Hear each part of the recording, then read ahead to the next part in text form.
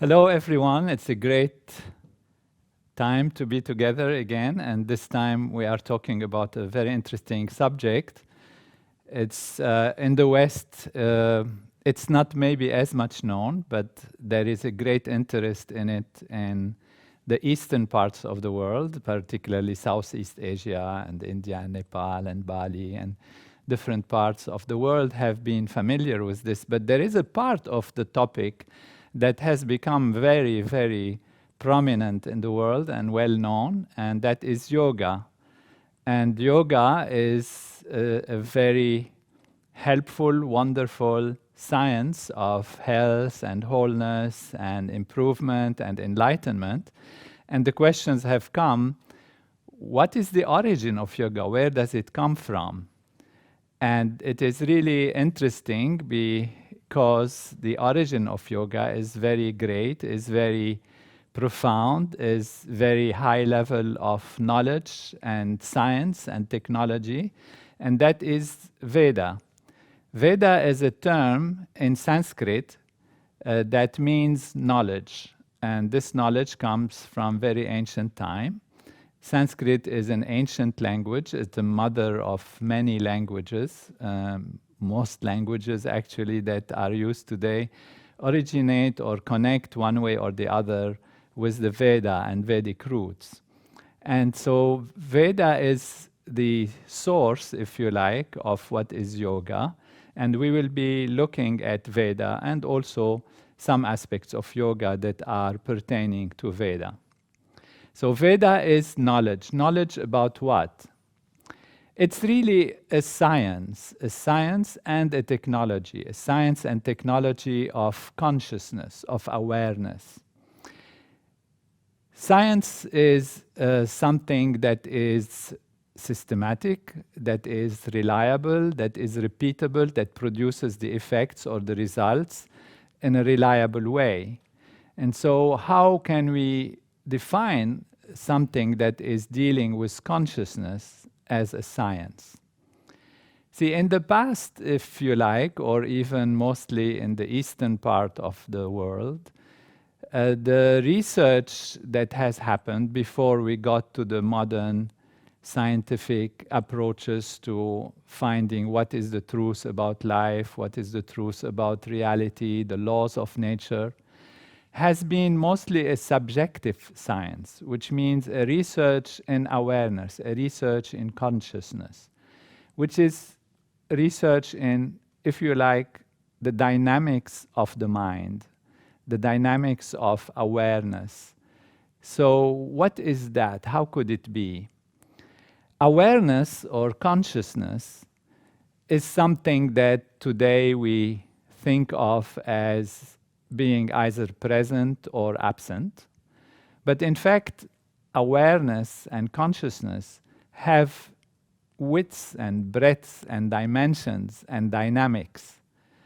And this awareness that we have is the basis of all that we do. You cannot dream, you cannot hope, you cannot create, you cannot enjoy, you cannot have something new, plan something new without consciousness. You imagine somebody who's not conscious, then there is no joy, no pleasure, no love, no care, no knowledge, no science.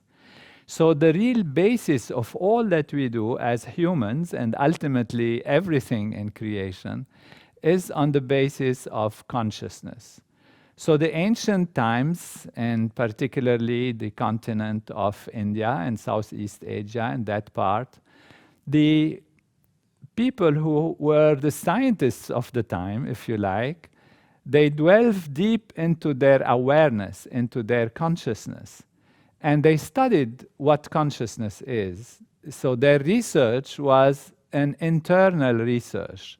So it's a subjective, which means it depends on the subject. The person is looking at themselves, within themselves, and studying and feeling and experiencing the dynamics of consciousness, the dynamics of awareness. Why is this so important? It's important because as we said, without consciousness, you cannot do anything or enjoy anything or experience anything.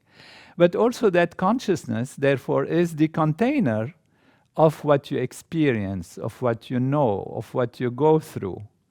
Which means the facts that you learn, the information that you accumulate and gather, the knowledge that you put to practice in your business, in your life, in your decision-making, in politics, in relationships, is based on consciousness.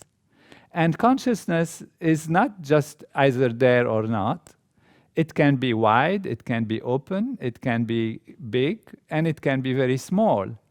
And we take this as, let's say, a container. A container, you have a basket, and in this basket you want to put knowledge, you want to put facts, you want to have potentialities and abilities and all of that. So if the basket is small, then no matter how you try, after a while, when you put more facts, then it spills over, and then nothing remains. And therefore, the awareness of the individual, like a container, has to be expanded so that we can put more information in it. And therefore, the container of knowledge, the awareness, the consciousness of the individual can be expanded and expanded and expanded. The beautiful thing about what these scientists of consciousness, and they used to call them rishis or seers or knowers of the Veda or knowers of reality, ultimately, as they have been diving within themselves and expanding consciousness, expanding awareness, they were able to expand it till infinity. And that is the beauty of the human being, the beauty of our nervous system, of our capacity, is ultimately we can enliven all aspects of our nervous system, of our physiology also, which is related to our way the nervous system works, and therefore the consciousness, the quality of our consciousness, the depths of our consciousness, the breadths of our consciousness. And we can expand it, as they have found, to actually become unbounded, unlimited. So we make actually the container of knowledge, which is the individual human being, truly unbounded.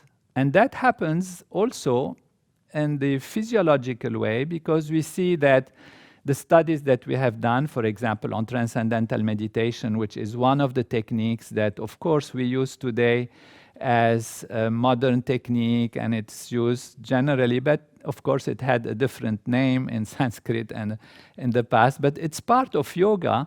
That is a supreme yoga, which actually allows the individual to expand their awareness, which means the container of knowledge becomes so big that becomes really infinite and bounded.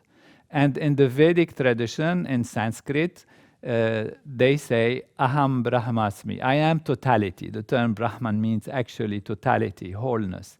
So by discovering that one has within oneself all the different dimensions and possibilities and can expand their awareness and their container of knowledge to become infinite, makes the individual feel and is totality and wholeness, because one can have a direct awareness of totality. Now, that totality is not just an empty container. It so happens that it has dynamics within it. It has silence, which is infinite and therefore unbounded, no limits to it, but it's also dynamic. It has dynamism within it. And thanks to Maharishi Mahesh Yogi, who comes from the Vedic tradition, that I have personally learned, and he has been teaching to the whole world, what truly Veda is. That Veda, in fact, is the dynamics of this infinite field of pure existence, pure being. So there is the silent value within, and there are the dynamics within it. And these dynamics actually are the source of all that emerges in the universe. So from the inner self, from the inner being, from consciousness expanding and consciousness becoming infinite and unbounded, one comes to the realization that these dynamics of natural law, the dynamics of consciousness, are the dynamics of natural law, which means the dynamics that create the entire universe. Now, when we look at this as a philosophy or a thought, fine, it's a beautiful philosophy. Some people have made out of it even different belief systems, different ways to think and to live one's life. It's really, nevertheless, as Maharishi brought it to light, a science of consciousness, a science of experiencing consciousness and of knowing the dynamics within consciousness, the dynamics within the reality of one's own being, one's own origin. Now, if we were to say, well, okay, this sounds nice, but how do we know it's true? Is there something that proves that it is correct? How does it relate to our modern understanding? And when we look after so many years, when the Veda has declared that there is a field of pure being that is the source of everything, science have been probing from the other side. As we said, the scientists of the ancient times have been on the subjective path, trying to experience and know reality from within, from the subject value. In the West, mostly, but also, of course, in different parts of the East, the people have been saying there are so many different theories about things. How can we prove what is true?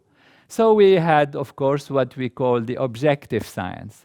The objective science is the science that makes us study things without the subject being involved, so that we study the object, the molecules, the atoms, how they are made, where do they come from. And then you can go to the time of the Greeks, where they said that everything is made out ultimately of some indivisible particle, which let's call it undivisible, and they call it atom. Atom in Greek means undivisible, actually, which means it's the last thing. If you take anything and you start cutting it into small and small pieces, you come to a point where you cannot cut it anymore, and that would be the atom. And the whole universe is made out of this atom. But as we studied this atom, we found that studied means in modern science, we found that it's made out of elementary particles that are smaller. And then as the science was diving deeper and deeper into the reality of the universe and what it's made of, it was found that it comes to some non-local kind of reality, which means spread out fields, and fields of energy, fields of law, fields of gravity, of different forces, of electricity and magnetism. And as the scientists kept diving deep and deep within it, they found that all of these laws, all of these forces are ultimately unified in one field, which is called the unified field of the laws of nature. This is where science is heading.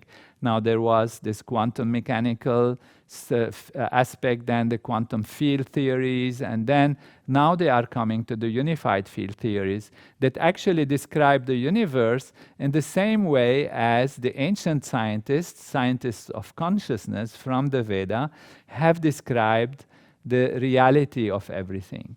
So this is very important to realize that in this ancient system, it's really been a discovery that on the reality of today's understanding of the universe and what it is made of, we come to the same conclusion. But Veda is not just, this particular aspect, which is a technology, the part of the knowledge that is a technology, which means it allows us to dive deep within, as we do in Transcendental Meditation, and reach that field of pure consciousness, of pure awareness, which is an expansion of our ability to do things, etc. Now, to prove this, of course, scientifically, we have many, many scientific research studies that show that indeed people who reach that field have more creativity, more happiness, more involvement in a positive way. They do the right things in life, and all goodness, and growth comes from this. And that is truly yoga, which means unity, ultimate unity. Because as we reach that unified field, everyone reaches that unified field, and then we are established on the level of oneness, because it's the same unified field that creates all aspects and all perspectives in life in different ways. Now, those who are listening, of course, from the land of the Veda, from India and other parts of the Southeast Asia, they will say, but Veda is not just that. It's not just yoga. And in fact, it's not, of course. Yoga is the ultimate, and we started with the ultimate to see what has happened, what is the reality. Unity is the ultimate value. Now, we find that there are so many aspects of this dynamics of consciousness. So Veda, therefore, has different sections, different parts. Because it produces all of these aspects of the universe, like we have said in science, there is the gravity, there is electromagnetism, there is different dimensions of weak forces, strong forces, and all of that. Even though they all come from one unified field, in the Veda it is the same thing. There is the root from which all comes. And Veda is the root. Veda is that knowledge of consciousness, that experience of consciousness. However, in the Vedic research, they didn't call it gravity and electromagnetism, and they didn't look at these specific surface values, but they looked at the dynamics of how the unbounded, absolute, pure being, pure consciousness becomes many and grows into many. So it's the one value that becomes many, and that is expressed in the Veda, ekoham bhayosyam, which means in Sanskrit, I am one, may I be many. So that is really the unified field becoming many. But they looked at it from the perspective of how does this field, which is consciousness, emerge into many. And Maharishi beautifully explains this. He says, first, there is consciousness. And since consciousness is something that is conscious, so there is the individual knower, then there is the known, and there is the process that connects the knower to the known. So there is the subject, the object, and the process that connects them. And in Vedic terms, Maharishi used those terms for knower, known, and process of knowing. And he called them, Rishi is the knower, and then the known is the chandas, the value of chandas, and the devata value is the laws of nature, the dynamics of the laws that connect the knower to the known. So this is just within consciousness. Because it is consciousness, it has these three values of knower, knowing, and known. And therefore emerge values of what we call the Veda. And Maharishi explains that the totality of all of this is contained in one of the Vedas, which is called Rig Veda. Rig Veda, he explains, is wholeness. It's a samhita. The term samhita in Sanskrit means the togetherness. Togetherness of what?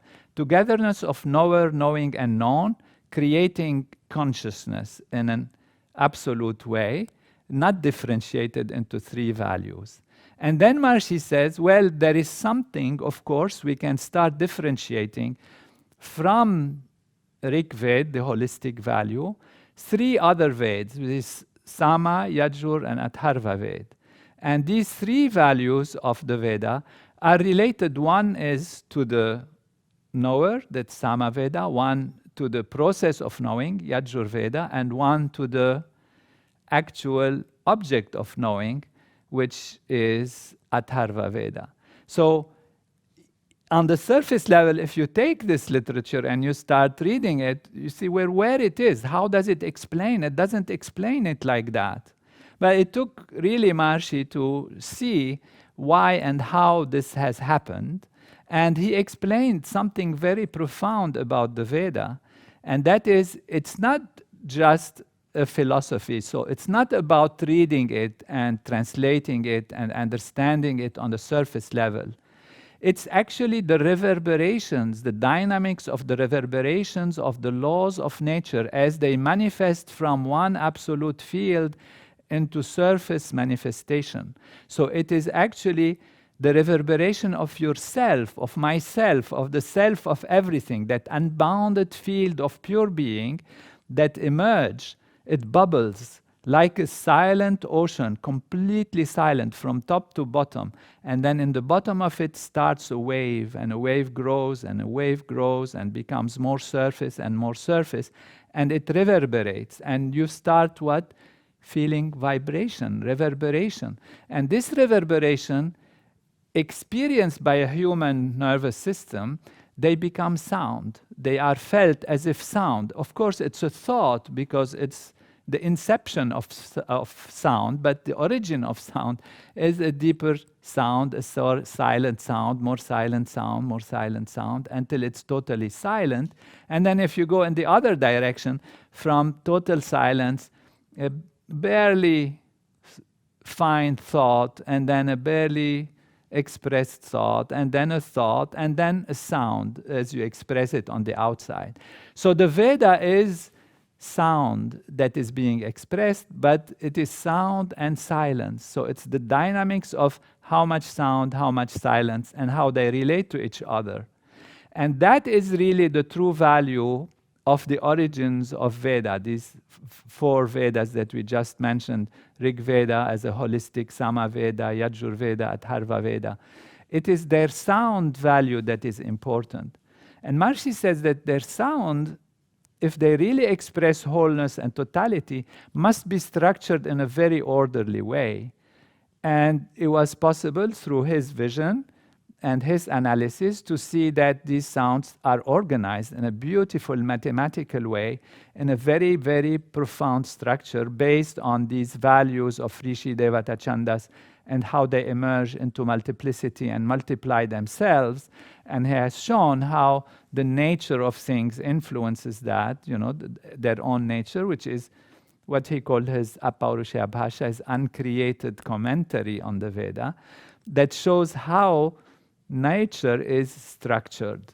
And there are scientists that have looked at that from even the field of the Lagrangian of the unified field, how the unified field in modern science expresses itself in mathematics and all of that. So there is an orderly structure that starts as one field, becomes many through an orderly development, and this orderly development are mathematical, are structured in a specific way, and they become the universe. So the sound and silence, sound and silence. And in this there is a saying in Sanskrit that Maharishi also quote, mantra brahmanayor vedanam dheyam, which means mantra is the sound and brahmana is the mechanics of transformation, which is in the silence. Together are what we call Veda. So Veda is sound and silence. It's sound and silence. If you try to translate the Veda, you can get all kinds of interpretation and try to read it, and many people have, and that's how it becomes a philosophy, a belief system, a way of life, and all of that emerges from these interpretations of the Veda. But we forget that before we get there, the most important part of the Veda is in its dynamics, in dynamics of sound and silence. And that is, its effect is mostly by even hearing it. And the hearing it restructures the human body, the human mind, the human physiology. And we have done research on that. Maharishi has asked me personally to see how this can be correlated. And it was his inspiration that made me look deeply from a scientific perspective, looking at the structure of our human body and seeing how this Veda's structure can be like the human body also, like the human physiology also. So it was really a fascinating time of research with Maharishi for several years, where I looked into these specific sounds and their dynamics and have found with his guidance that actually our body, our human physiology on the surface level is similar in its structure, and actually accurately so, to the structure of Veda. So the number of cells, number of different parts of the organs, of the nervous system, of the nerves, and how they emerge. It's a big thing that took years to put together, and it's published as research in Veda and human physiology. We found that the human body, the human nervous system, are actually modeled according to those dynamics that Maharishi has expressed in the Veda.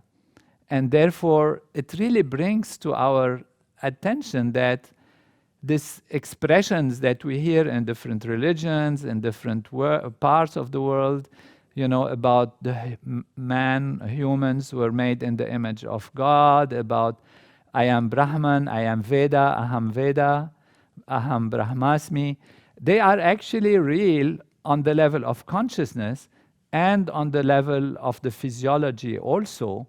And they are the reason and the explanation of why a human nervous system with its apparently limited value can experience the transcendent, can experience yoga, true yoga, which is ultimate unity. Of course, yoga is also exercises, they are very healthy, but the ultimate purpose of yoga is to create that unity. And our human body, when we do postures of yoga, ultimately it's to bring the mind and the body to that level of inner unity. But the supreme yoga, of course, is that the mind directly transcends, directly goes to the transcendent. Yoga is defined as yoga chitta vritti nirodhaha. Yoga, chitta vritti nirodha, which means yoga is the settling of the excitations of the mind.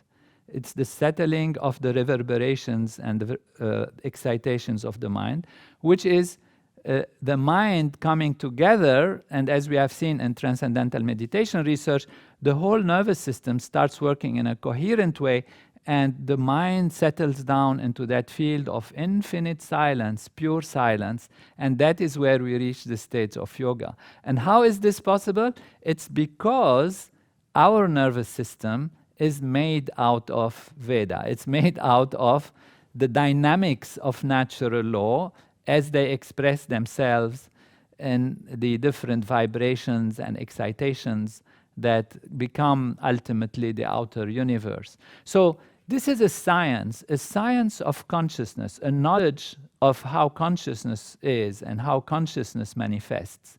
And it's a science and technology, because we have these techniques that allows us actually to use Veda so that we are fully integrated within ourselves. And then, of course, we can benefit from the fruits of all action and the fruits of all possibilities, the fruits of all of that. You see, we can say, what do we want in a tree or in life? We want results. We want achievement. We want the fruits. And the fruits are there outside in a tree, in a beautiful fruit tree. But if we forget the roots of the tree, then we cannot enjoy properly the fruits. If we don't water the root, we don't get the fruits. So by going to the self, by using this technology of consciousness, by aligning ourselves with those reverberations and dynamics of natural law, we make the fruits more healthy, more full, more in numbers, and we can contain them, we can play with them, we can make them happen. So there is no contradiction between inner value and outer value. In fact, the development of the inner, like watering the root, is the basis for the outer success, for the outer enrichment, for the outer enjoyment.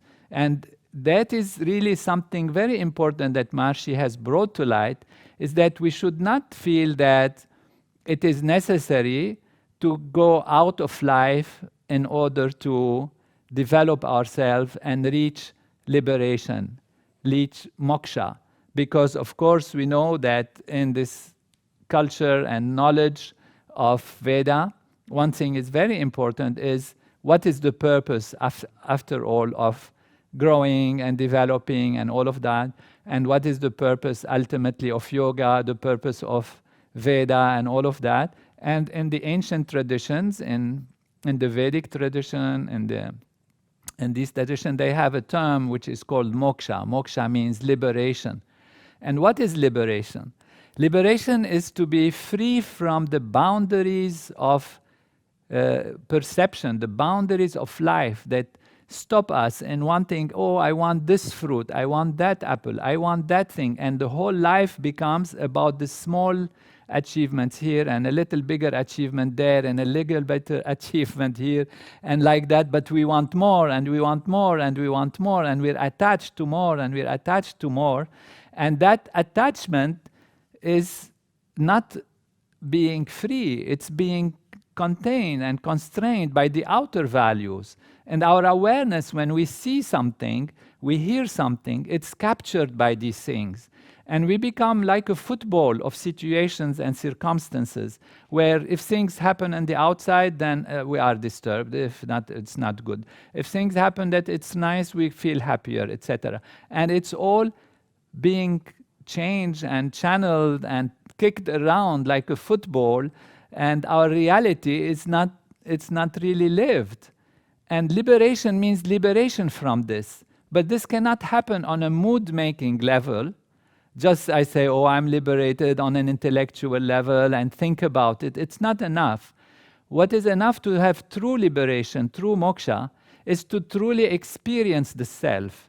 Experience the self of being unbounded, of being infinite, of being beyond this. And it's such an attractive, wonderful state of being that the mind wants to go through it. And in Transcendental Meditation, we use this quality of the mind wanting to go for more and more and reach that state of infinite liberation, transcend, go beyond the limits of life. Now, it has been misinterpreted that if you transcend and you have to go beyond, you should go hide in the cave and not talk to anybody and all of that.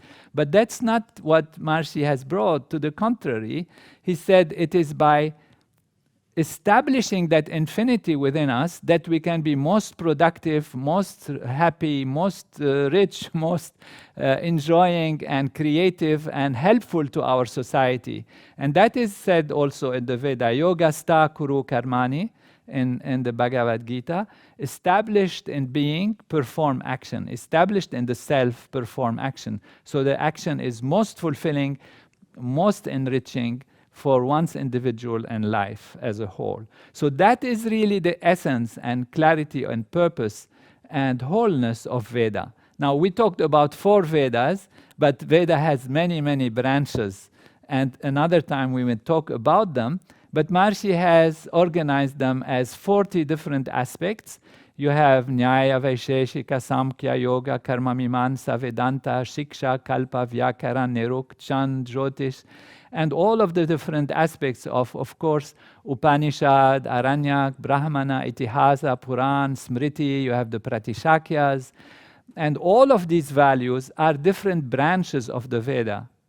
It has been said to me by a great Indian Vedic person that I had the honor to meet and to look at, who was really concerned to see that Veda is understood and under Maharishi's direction and all that.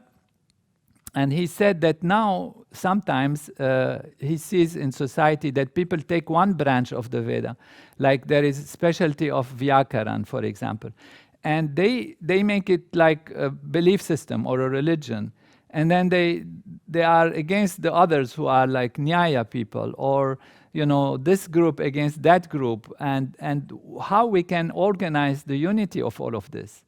And for this, of course, Maharishi brought to light that these are different dynamics of consciousness. It's like you're saying, I am the hero of gravity, and the other one says, no, I am the hero of electricity, and the other one, no, I am the hero of magnetism, and no, I am the hero of the weak forces in nature, and I follow this aspect of nature, and I follow this aspect of nature.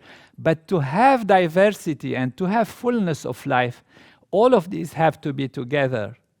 For a plant to grow, it needs water, it needs sun, it needs the air, it needs dryness, it needs heat, it needs wetness also. But when you look at these, they seem to be different one from the other. Too much wetness can spoil the plant. Too much dryness can burn the plant. Too much heat can also dry it. So all of these, however, are needed in a balanced way for the plant to grow. And all of these aspects of the Veda are actually different aspects of natural law. And then when they are together on the basis of wholeness, on the basis of the unified field of natural law, on the basis of Satchitananda and the basis of pure being, pure consciousness, then they all grow and they all help each other. And therefore there is no contradiction as long as we look beyond the surface and see the source of all that there is and find that this is our self and then grow in wholeness. Now, we have all of this in ourselves. We have Nyaya, Vaisheshika, Sankhya, Yoga, and the research that I have had the honor and joy and fulfillment to do with Maharishi under his guidance has shown that all of these in their structure and their function, they are present within our human physiology. And all the dynamics of natural law that are talked about in the Veda are present in our body. And therefore we have, even on the physical level, the instrument that allows our consciousness, that allows our awareness to live wholeness and to live totality, and there is no contradiction. In our body, there are hormones that help to increase metabolism, that are hormones that help to calm metabolism. There are things that increase blood pressure, there are things that decrease blood pressure, and they work together. And it's by working together that they allow us to be dynamic and active and creative in the outside world. And the Veda as a whole is all of that. There is no contradiction within it.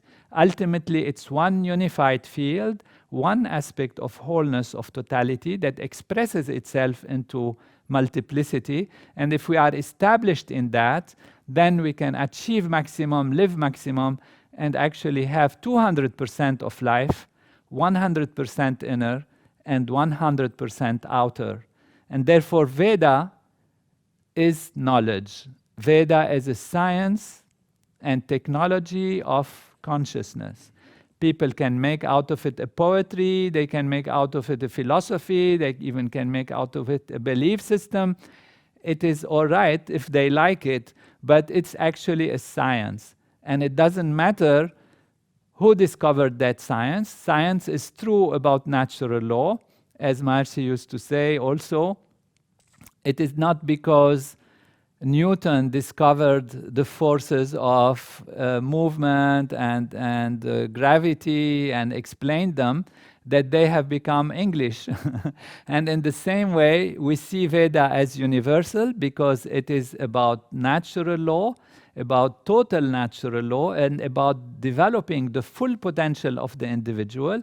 And with great respect and adoration for those who have discovered it, we of course say that it's not necessarily at all belonging to one specific belief system or one specific way of life or one specific idea, but it's a holistic value. Of course, if we translate the Vedas, we find also in the different branches wonderful suggestions and techniques about living well, about health, like Ayurveda, about architecture, like Sthapatya Veda, about music, like Gandharva Veda, and all of these are to keep from all sides the individual life in tune with natural law. And these are like yoga, yoga and its aspect of physical exercise, also in its aspect of mental reality of developing higher states of consciousness, or in Vedanta, which explains the ultimate unity of life, or in stories like and events that are recorded, such as, for example, the Ramayana, which gives the story of natural law, how it develops in a way that is on events level, on a story level. And even this Ramayana has been found, again, I have been very honored to do this research with Maharshi's guidance, has been found to correspond to the physiological functioning. So all the aspects and characters of the Ramayana, they are a description of natural law, of the laws of nature and how they manifest, but in a story form, in a telling form, and that is available in our own human physiology. So it's a joy to have been with you. It took a little longer today, but the Veda can take years to explain. And if we have time, we can take some questions. We have wonderful questions, I am told, from great people all over the world, and particularly also from India. So even I see we are honored that the Ministry of, from the Ministry of Human Resources, there has been a question.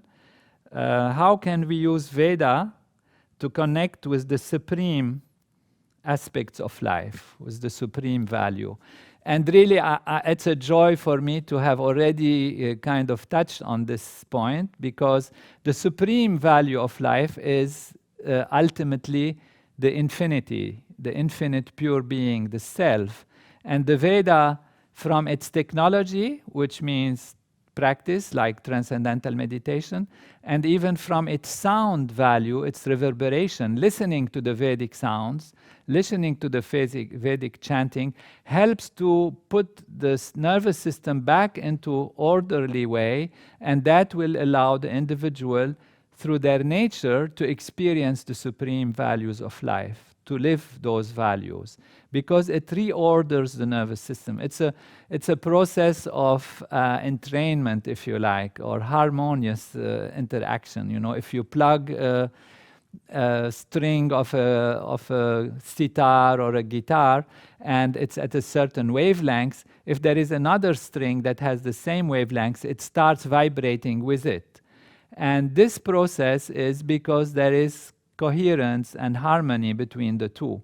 So when you listen to the Vedic sounds, to the Vedic aspects of chanting and like that, you actually are enlivening within your physiology, within your nervous system, those values that are corresponding, and put them back in order. If something was a little disorderly, it helps to put it back in proper order.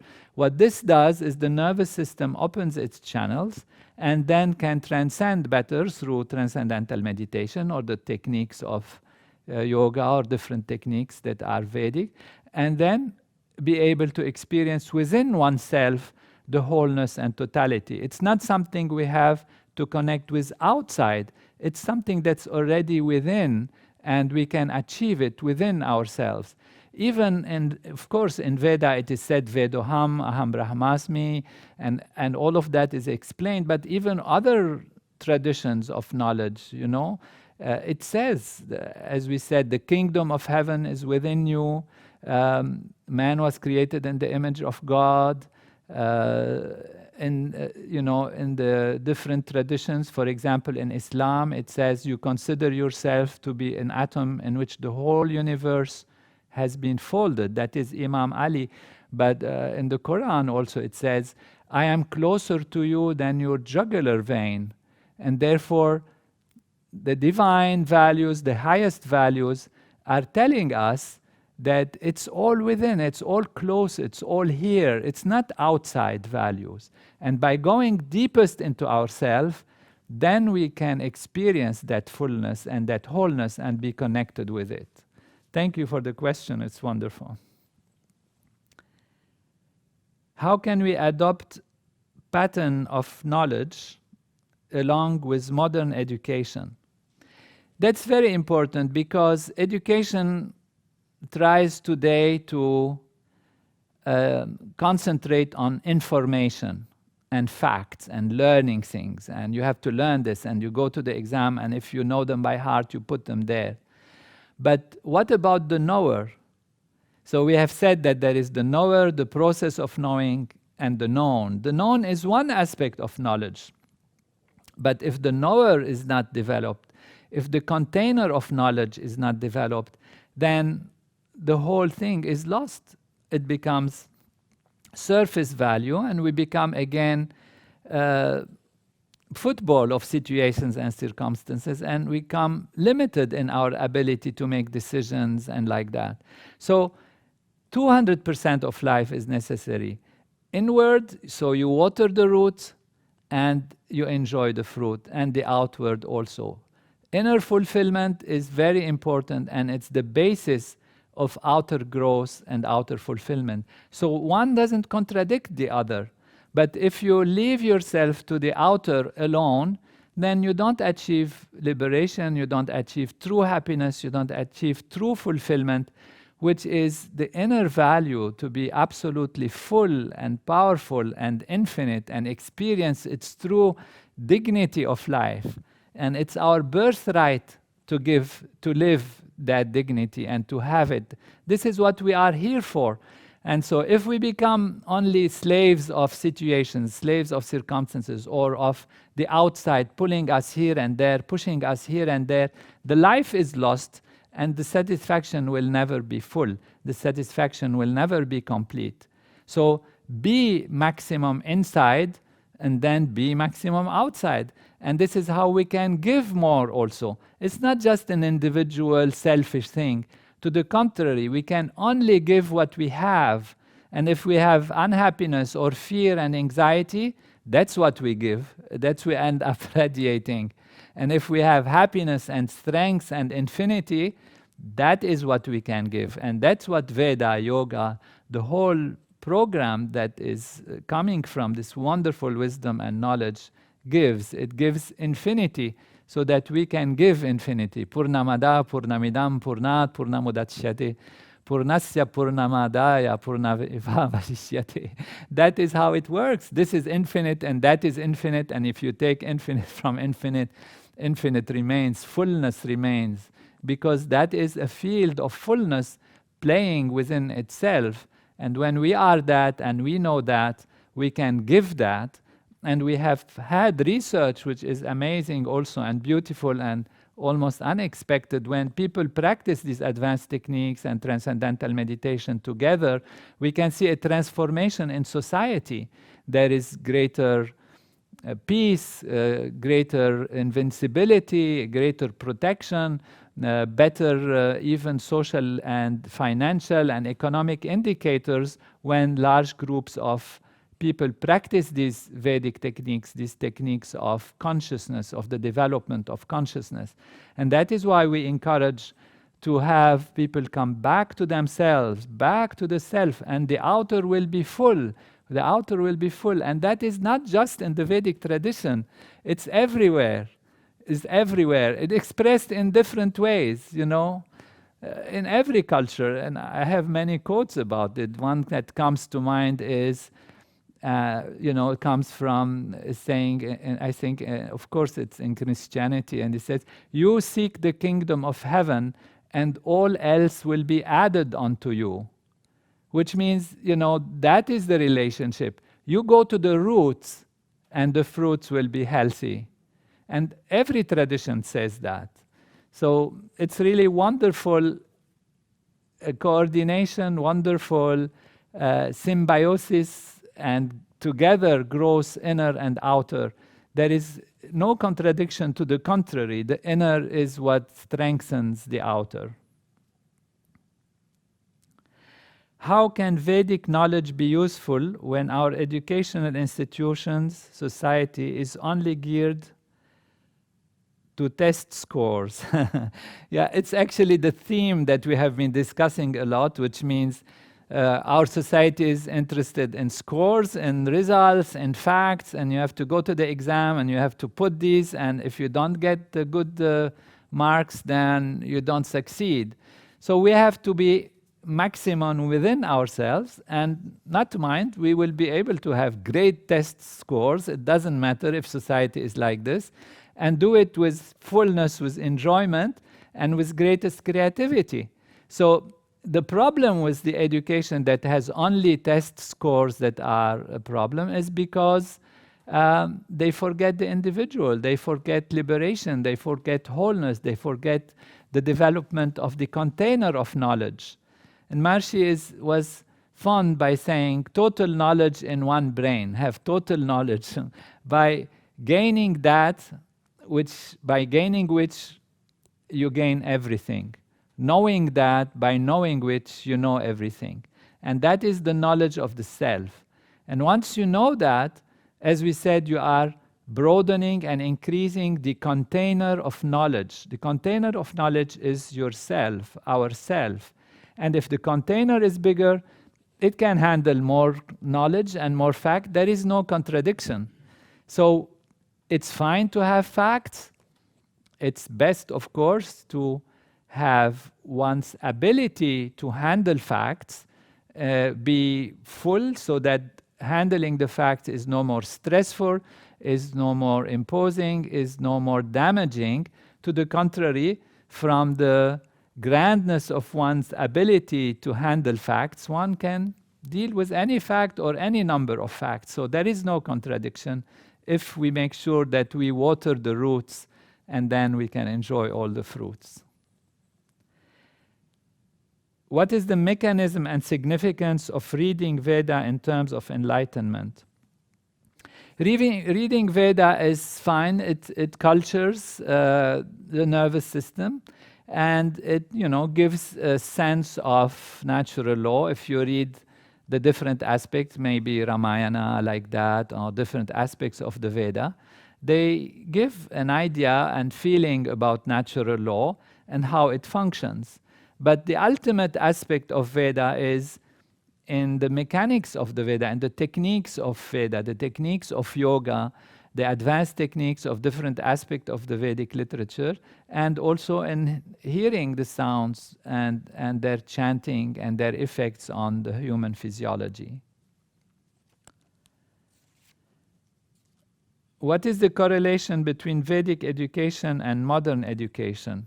I think we have covered that, and it's a beautiful question that seems to come back, because it's a very essential point, because there has been a tradition of feeling either you are on a spiritual path or you are on a path of living life and taking benefit from the objective values, becoming wealthy and building power in the objective outer world. And there are those who have rejected all of that. They went to the cave and they took sannyasi, they took value of detachment. And this is beautiful. Those who have that tendency and those who have that desire, there are programs, of course, for them. And, they are meant like this. Their physiology is like this. And this is grand and absolutely beautiful. There is no question about it.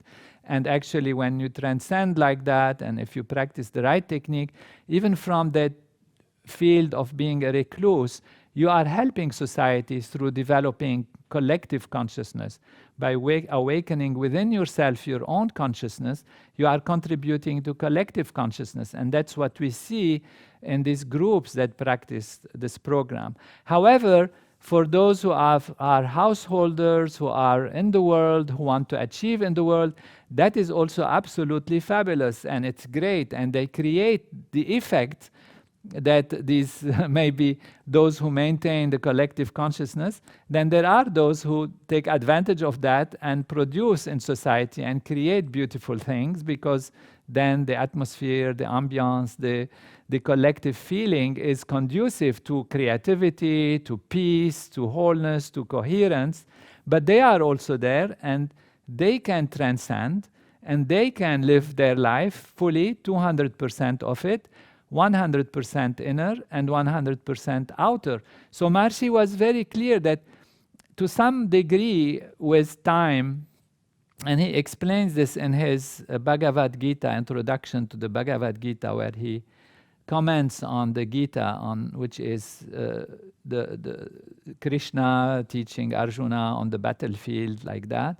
He says that there has been some extremes where people felt that they have to leave everything, and so they became ineffective in productivity, ineffective in society, and even became mood makers. They make a mood of being detached and of being a recluse, whereas they have things to work through. And then all people who were interested, they felt, well, I want to live, I want to make a life, I want to have a family, I want to create something. And they felt as if this whole thing is not for them, because it requires to be detached and to be a recluse and to leave everything on the surface. So he gave those techniques from the Veda, from the yoga, the supreme yoga, that allows every individual to totally experience oneself, totally be within oneself, and transcend few minutes morning, few minutes evening. That's what Transcendental Meditation does. And there you go back, during transcending, you go back completely to the self, and that is only few minutes morning, few minutes evening. And this gives you the strength to actually go out and act in full value and produce maximum success for yourself and society. So spirituality is like the roots, and watering that root, watering being, the self, allows objectivity and success in life and dynamic action to be more fulfilling, more creative, more progressing, and more creating waves of fulfillment for the individual and for society. We have one more great question from India. Do you think that the Vedas are more advanced than artificial intelligence? If so, then how would it be useful now? So it is more advanced because artificial intelligence depends on using technology, on using machines that are being built by humans. And even if they are more powerful in terms of their processing speed, in their memory systems, and in taking in great information at the same time, they cannot transcend and go to the field of pure being, the source of everything. The Veda is actually the dynamics of natural law that comes from that infinite source of intelligence and creativity that creates the entire universe. And by aligning ourselves with that source, we can overcome any damages that even or mistakes that artificial intelligence can do. So it is very important actually in this time when artificial intelligence is starting to dictate to the world what to do in agriculture, what to do for this, what to do for that, and even strategies are planned to be using artificial intelligence for controlling others or changing crops and all of that. But there will always be hiccups and problems that can be very, very dangerous. So it is very important through this Vedic knowledge, through this ability to go back to the origin of life, this unified field, the origins of everything, the origin of creation, the dynamics that allow nature from one silent reality to become multiple dynamic expressions, and align our mind and consciousness with that field. And that is where collective consciousness rising through these technologies, through these Vedic technologies of consciousness, then we have a situation where we can be stronger, more powerful, more foresightful, more planning, more ability to see and make decisions that are in tune with natural law and allow life to grow in fullness and wholeness without damages and without risks of actually annihilation. So artificial intelligence is really great in many ways if it becomes dominant over human intelligence, which is collective consciousness rising to pure being, which is natural intelligence. If humans adopt that, then there is a risk of great damage and great problems with it. But if humans become and remain stronger from the level of their consciousness and awareness individually and collectively, then we can guide artificial intelligence, and artificial intelligence becomes our instrument, our slave, rather us becoming the slaves and instruments of artificial intelligence. And this is really a very important and profound question, which really requires to be addressed and is being addressed through nature itself, awakening in the individual consciousness and in the consciousness of collectivity, the importance of rising in higher states of consciousness, the importance of collective practice of the Vedic technologies of consciousness for invincibility, happiness, prosperity, growth, and coherence for societies, nations, and for the whole world.